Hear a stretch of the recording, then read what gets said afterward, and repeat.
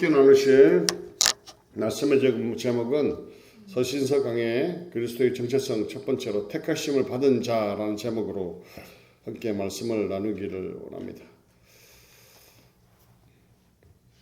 박만 교수님이라는 분이 쓴 책인데요. 잠깐 한번 보실래요? 인생의 질문, 신앙의 답변이라는 책에 나오는 내용인데요.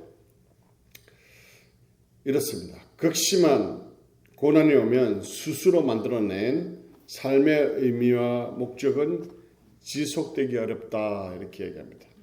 그리고 심리학자 빅터 프랭클이 이야기가 나오는데요. 제2차 세계대전 중 죽음의 수용소에서 살아남은 사람들의 이야기를 담은 죽음의 수용소라는 책에서 사람들이 수용소의 엄청난 고난 앞에서 대개 세 가지 반응을 보인다고 합니다. 첫 번째 반응은 어떻게 해서든 살아남기 위해서 악랄해지고 더 철저하게 이기적으로 바뀐다고 합니다. 두 번째는 희망을 잃어버리고 병들거나 죽게 된다는 것이죠. 세 번째는 고난 중에서도 고난 때문에 더욱 고결해지고 아름다워진다는 거예요.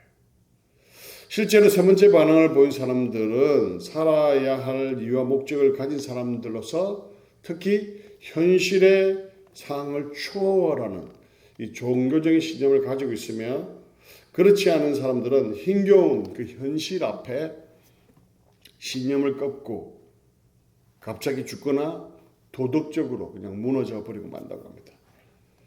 우리 자신이 만들어낸 인생의 그 목적과 의미는요, 고난이나 그 유혹 앞에서 너무 쉽게 무너지고 만다는 것이죠. 그리고 스스로 만든 그 의미와 목적은 지속되기가 어렵다고 합니다. 오늘의 본문의 말씀은 베드로전서입니다. 왕들의 이야기를 계속해 오다가 이제 그 큐티 말씀에 따라서 오바이드 했고요. 이제 베드로전서를 할까 말까 하다가 제가 한 2번 정도는 해야 되겠다 생각해서 첫 번째 말씀을 나누기 위해서 이 본문을 선택했는데, 베드로전서의 말씀을 이해하기 위해서는 기록 배경을 살펴봐야 되는데요.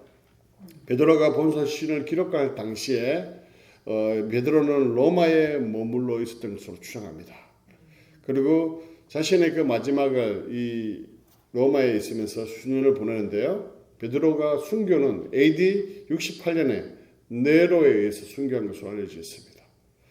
본서신을 보면 기독교에 대한 로마의 그 박해가 언급되고 있고요. AD 64년에 우리가 잘 아는 것처럼 네로 황제의 대화재, 로마식 대화재를 그리스도인의 소행으로 몰아서 대박해를 감행합니다. 그리고 그 이후에 이 성경이 베드로전서가 기록됐죠. 베드로는 그래서 로마에서 그리스도인에게 주어지는 그 엄청난 박해들을 다 보았습니다. 그 박해의 광풍이 로마 제국, 그러니까 로마가 지배하고 있는 각 나라로 퍼져나갈 것을 예상하고 이 서신을 기록했다는 것이죠. 그래서 베드로의 그 본 서신의 기록 목적은 소아시리아 일대에 흩어져 있는 그리스도인들은 이방 사회 속에서 여러 가지 애매한 그 고난들을 겪고 있었다는 것이죠. 드러내놓고 그리스도인임을 나타낼 수 없는 그런 상황 속에서 경제적으로, 사회적으로 굉장히 많은 불이익을 감수해야 했습니다. 거기에다가 로마에서 발생한 이 대박해의 소식은 이렇게 힘겹게 살아가는 그들에게는 더욱더 많은 불안함과 두려움과 어려움을 가져다 주었다는 것이죠. 과연 그리스도인들은 이런 고난 가운데 어떻게 살아가야 할 것인가?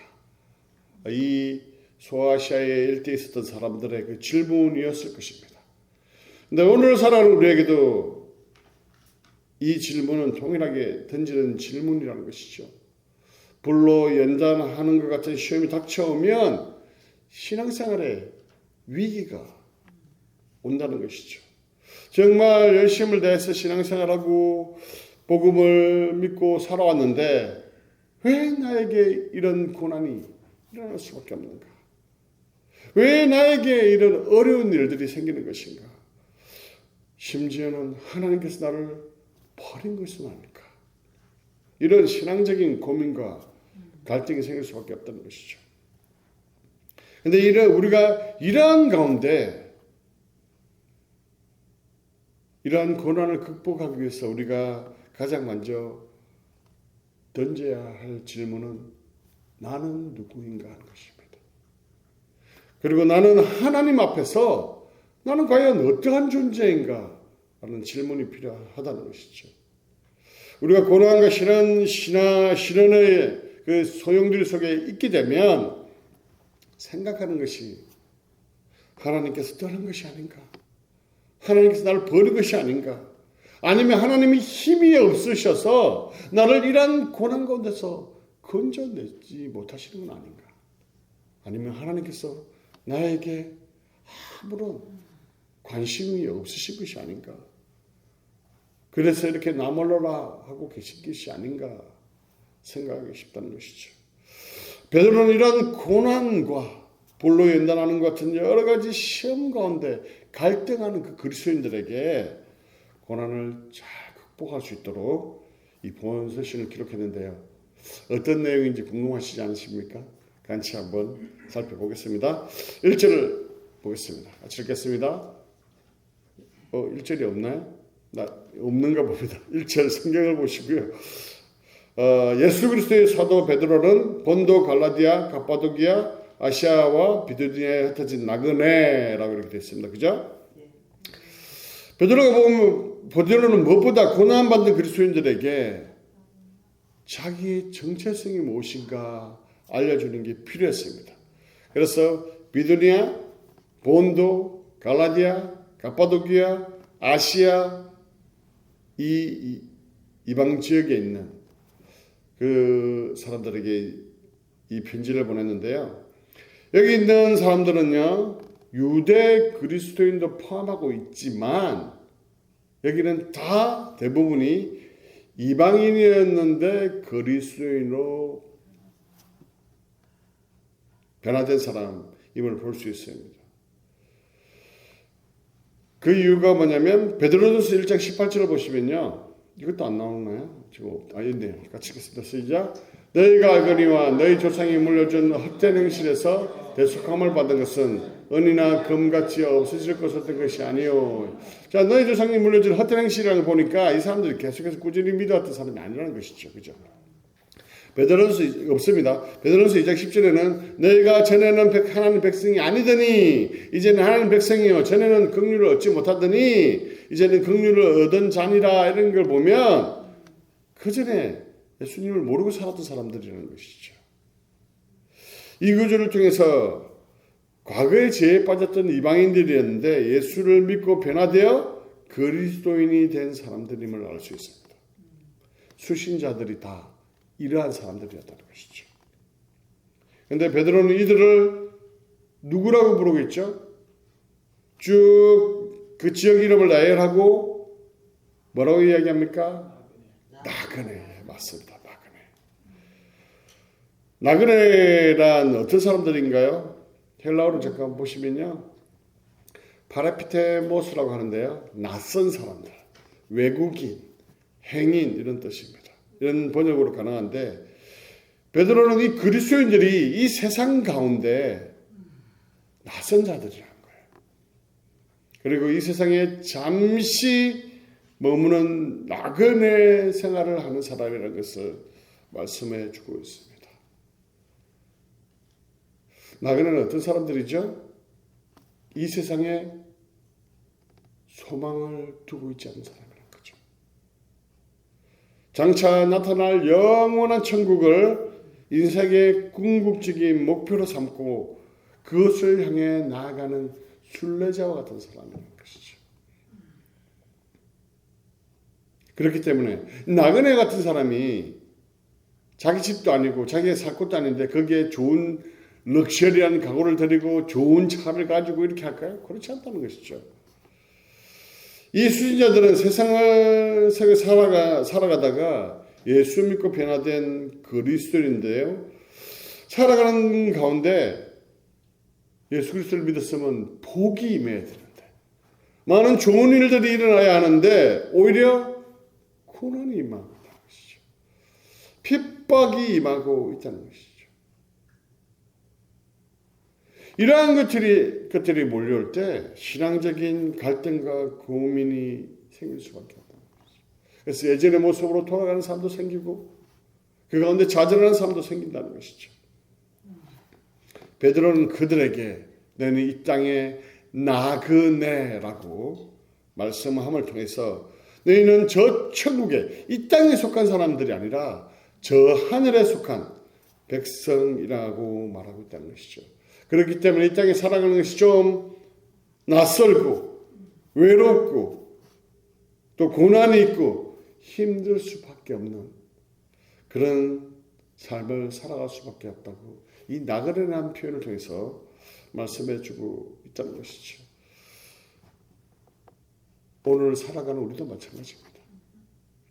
이 세상은 잠시 머물 이 세상 헛된 것들 뿐이니 그죠? 잠시 머물렀다가 떠나갈 세상이라는 거예요. 우리는 이 세상에서 나그네의 삶을 살아가고 있다는 거예요.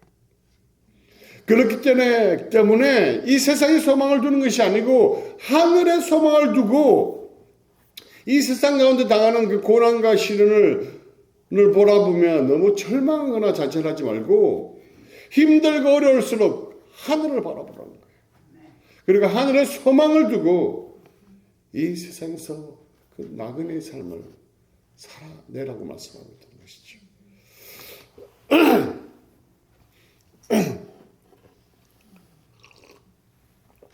베드로는 고난 가운데 있을 그들에게 또한 나는 누구인가에 대한 그 질문의 답을 주는데요. 정체성에 대한 답을 주는 것이죠. 2절 같이 한번 읽어볼까요? 2절 같이 읽겠습니다. 넘겨주세요. 시작. 곧 하나님 아버지의 미리하심을 따라 성령이 거룩하게 하심으로 순종함과 예수 그리스도의 핏부림을 얻기 위하여 택하심을 받은 자들에게 편지하노니 은혜와 평강이 너희에게 더욱 많을지어다. 너희들은 택하심을 받은 자다라고 얘기합니다. 베드로전서 2장 9절에서 보면 너희는 택하신 족속이여 왕같은 제사장 장이요 거룩한 나라요 라고 이야기하면서 다시 한번 그들의 정체성이 무엇인지 말씀하고 있다. 이 택하심을 받았다는 것은 엄청난 특권이 아닐까요? 이 택한다는 것은 뭐냐면 어떤 조건이 맞기 때문에 택하는 거 아니겠습니까? 직장에서 사람을 선택하고 뽑을 때도 조건이 맞으니까 뽑잖아요. 그런데 어떻습니까? 우리가 과연 하나님의 그 조건에 맞는가요? 그렇지 않음에도 불구하고 우리가 택하심을 받았다는 거예요. 오직 하나님의 은혜로, 하나님의 주권으로, 하나님의 그 기쁘신 뜻 가운데 우리의 외모나 외형이나 능력이나 실력이나 그런 것들을 보는 것이 아니고 하나님 뜻 가운데서 선택감을 받았다는 것이죠. 그리고 그 선택감을 받은 사람은 무엇을 얻는다고요? 그리스도의 핏부림을 얻는다.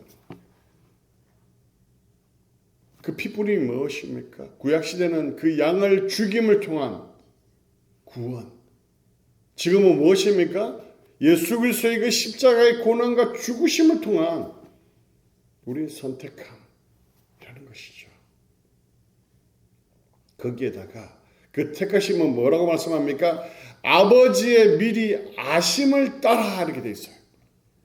에베소서의 표현을 빌자면 창세전에 미리 선택하셨다고 말씀하거든요. 에베소서 1장 4절 볼까요? 같이 읽겠습니다. 시작. 창세전에 그리스도 안에서 우리를 택하사. 창세전에 이미 창세전에 하나님께서 우리를 택하셨다는 거예요. 우리가 어떤 존재냐? 그러한 존재라고 지금 말씀하고 있다는 것이죠. 우리가 하나님의 그 택하심을 받았다는 것을 아는 것은요, 우리가 이 현세에 당하는 그 고난들을 넉넉히 이길 수 있는 힘이 된다는 것입니다. 예전에 이 예화도 약간 말씀을 드렸던 것 같은데 닉 부이치라는 사람이 있습니다. 벗어나오면 안 되지만 보십시오. 저분입니다.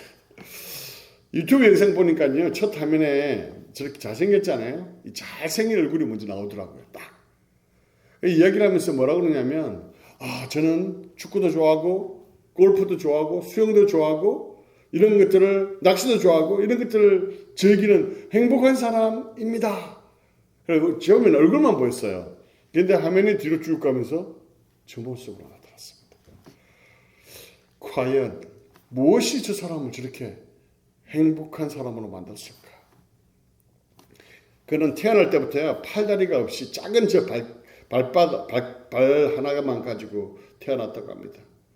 태어날 때부터 가진 장애로 굉장히 많은 고통을 당했죠. 친구들에게 놀림도 당하고 불리심도 당하고 따돌림도 당하는 그런 굉장히 고통 속에 살아오면서 나는 과연 누구인가? 계속 이렇게 살아야 하는가? 이런 고민을 가지게 됐다고 합니다. 그리고 하나님에 대한 분노도 있죠. 왜 내 팔과 내 다리를 가져가셨습니까? 왜 나에게는 딴 사람 있는 이런 것들을 없게 만드셨습니까? 굉장히 많은 고민과 갈등, 좌절 속에 살아왔습니다. 8살 때는요, 삶을 끝내고 싶어서 엄마에게 얘기합니다. 엄마, 세상을 정말 이제 이별하고 싶어요. 너무 두렵고 너무 힘들고 절망이에요. 살 의미도 없어요. 학교 갈 이유도 없습니다. 그리고 10살 때는 실질적으로 극단적인 선택을 시도합니다. 그 가운데 그는 하나님을 만나게 됩니다. 하나님 물으시죠. 너는 나를 믿느냐? 나는 너를 향한 계획을 가지고 있단다. 아마 이 닉 부이치 하나님께 자신을 버렸다고 생각했을지 모르겠습니다. 그러나 그 버린 것이 아니라 내가 너를 선택했다라고 말씀하고 있다. 너를 향한 계획을 가지고 있다라고 말씀하고 있다는 것이죠. 하나님의 선택에는요, 팔다리 없는 것이 전혀 중요하지 않았다는 것이에요. 그는 자신이 팔과 다리가 있든 없든 하나님 앞에 이제 어떠한 존재인지를 알았다는 것입니다. 그리고 지금은 하나님의 복음을 전하며 저러한 절망과 고통, 고난 가운데 자절하고 있는 사람들에게 복음을 전하는 하나님의 대사로 살아가고 있습니다. 아주 오래된 이야기인데요. 이야기이기 때문에 지금은 결혼해서 아이들이 4명이고요. 결혼까지 한 그런 놀라운 역사를 경험하고 있는 사람이죠. 왜냐하면 자기가 어떠한 존재인지 그 정체성을 제대로 알았기 때문에 그렇습니다.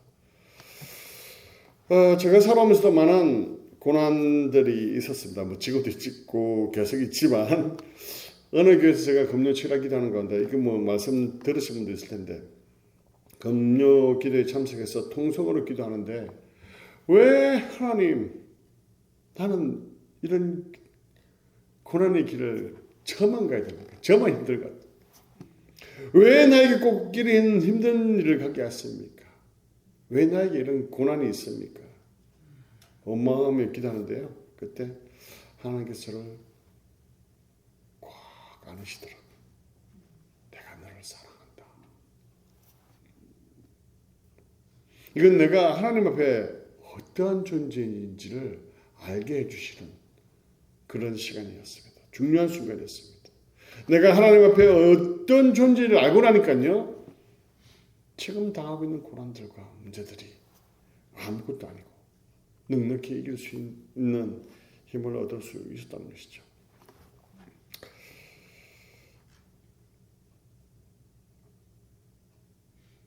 이렇게 고난을 넘어서게 하는 하나님께 택함 받은 자에게는요. 또한 주어지는 복들이 있습니다. 3절 한번 보실까요? 3절 같이 읽겠습니다. 시작. 우리 주 예수 그리스도의 아버지 하나님을 찬송하리로다. 그의 많으신 긍휼대로 예수 그리스도를 죽은 자 가운데서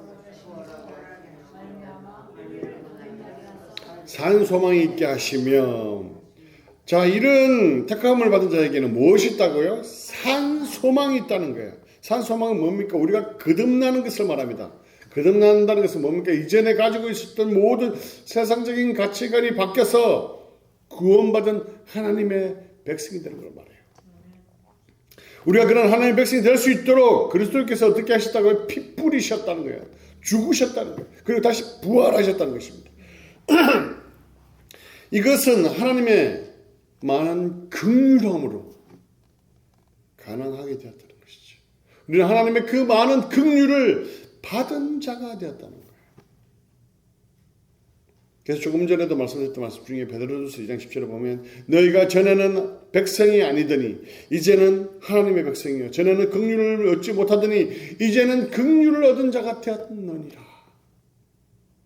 하나님의 그 긍휼을 받는 그런 자가 되었다는 것이죠. 그렇기 때문에 죽은 소망이 아닌 산 소망이 우리에게 있다는 것이죠. 우리가 택함 받은 자로서 또 다른 복이 있습니다. 그 복이 뭘까요? 사절을 같이 보겠습니다. 시작. 새하지 아니하는 유업을 잊게 하시나니 곧 너희를 위하여 하늘에 간직한 것이라. 유업을 얻게 한다는 것이죠. 유업을. 그것도 세상 것처럼 썩고 더럽고 쇠해버릴 그런 유업이 아니라 썩지 않고 더럽지 않고 쇠하지 않을 그 유업을 우리가 잊게 하신다, 얻게 하신다고 말씀하고 있는 것이죠. 하나님께 택함받은 자들에게 주어지는 놀라운 복이라는 것입니다. 하나님의 택함을 받은 자들은 하나님께서 하늘에서 딱 떼어놓고 준비하고 계신 유산의 유업이 있다는 것이죠.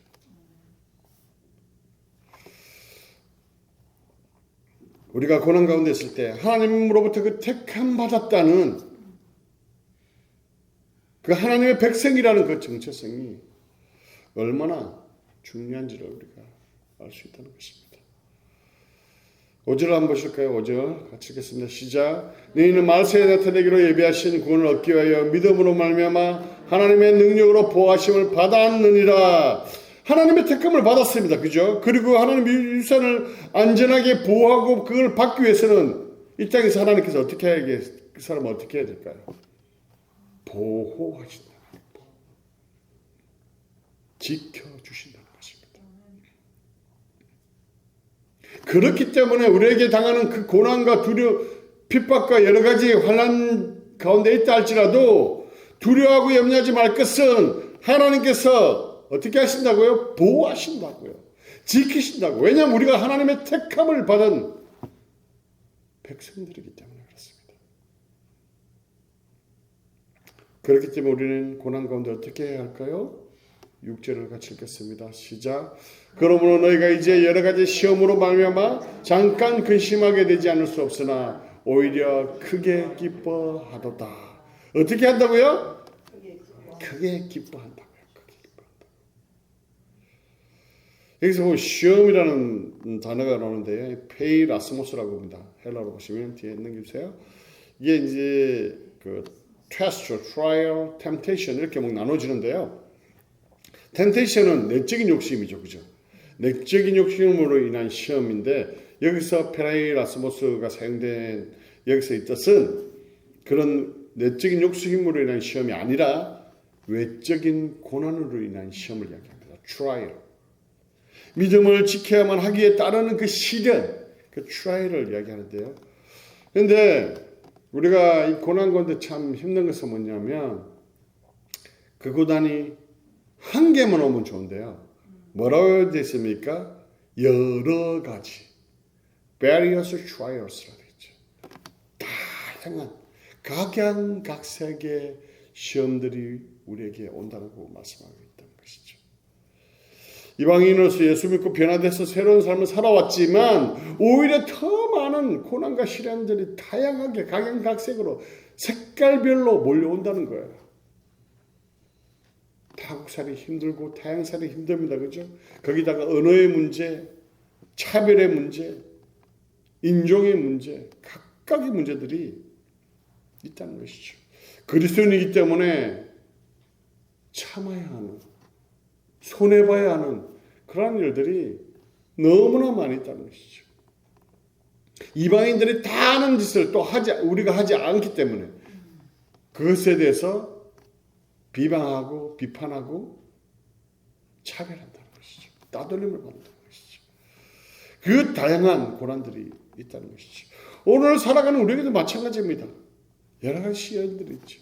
자녀의 문제들이 있을 수 있고요. 질병의 문제, 암의 문제, 예수 믿기 때문에 당하는 그 손해, 핍박 굉장히 많거든요. 예수 믿지만 않으면 돈 더 잘 벌 수 있어요. 그러나 그런 방법을 쓰지 않기 때문에 손해 보아야 하고 어려움 당해야 하는 그런 일들이 많다는 것입니다. 그리고 이 시련은요, 지희 고아를 막론하고 부자이든 가난하든 각각의 다른 모습으로 고난이 있다는 것입니다. 우리가 생각하기에 그리스도인은 고난이 없을 거라고 생각하지만 더 많이 있죠. 그럼 또 어떤 분들은 목회자는 고난이 없으시죠? 라고 이야기합니다. 그러나 그렇습니까? 그렇지 않습니다. 캘리포니아 리게레이나 목사님, 새들빛교회 목사님 아들이 자살하잖아요. 그죠? 목적이 이끄는 삶, 굉장히 많은 선풍적인 인기를 얻었던 그 교회 아들이 자살하잖아요. 그리고 지구촌교회 이동호 목사님의 아들은 암으로 죽죠. 예, 죽는 40대 초반에 죽는 그런 어려움들이 있습니다. 이렇게 시련은 누구나 여러 가지 형태로 이렇게 다가온다는 것이죠. 이러한 고난과 시련 가운데 우리가 기뻐해야 할 이유는 뭐라고요? 바로 하나님의 택함 받은 자라는 믿음이 있기 때문에 그렇습니다. 이러한 택함 받은 자라는 믿음의 확실함은 우리가 어떤 고난에 있다 할지라도 넉넉히 이길 수 있는 힘을 준다는 것이죠. 7절 읽어볼까요? 시작. 너희 믿음의 확실함은 불로 연단하여도 없어질 것보다 더 귀하여 영광과 존귀를 얻게 할 것이니라. 이렇게 택함받은 하나님의 백성이라는 정체성을 통해서 그 불로 연단하여도 이 연단받는 이러한 고난을 이긴다는 것이고, 그리고 그 고난들을 이겨나갈 때에 예수 그리스도께서 다시 오실 그 재림의 때에 칭찬과 영광과 존귀를 얻게 할 것이라는 것이죠. 이게 바로 택함 받은 자가 받을 수 있는 그 놀라운 축복이라는 것이죠. 말씀의 결론을 드립니다. 사랑하는 성도 여러분, 믿음으로 살아가는 가운데 닥쳐오는 많은 여러 가지 고난들이 있을 것입니다. 그 가운데 우리가 기억해야 할 것은요, 바로 우리가 하나님의 그 미리 아심, 창세전부터 하나님의 백성으로 선택된 자라는 것입니다. 그리고 그 택하심을 받은 백성은 하나님께서 보호하시고 썩지 않고 쇠하지 않고 더럽지 않은 그 유업을 주실 것이라는 그 소망을 가지고 살아가야 한다는 것이죠. 그리고 그 믿음을 가지고 현재 당하는 그 고난들을 넉넉히 이기시는 여러분 되시기를 주님의 이름으로 간절히 축원합니다.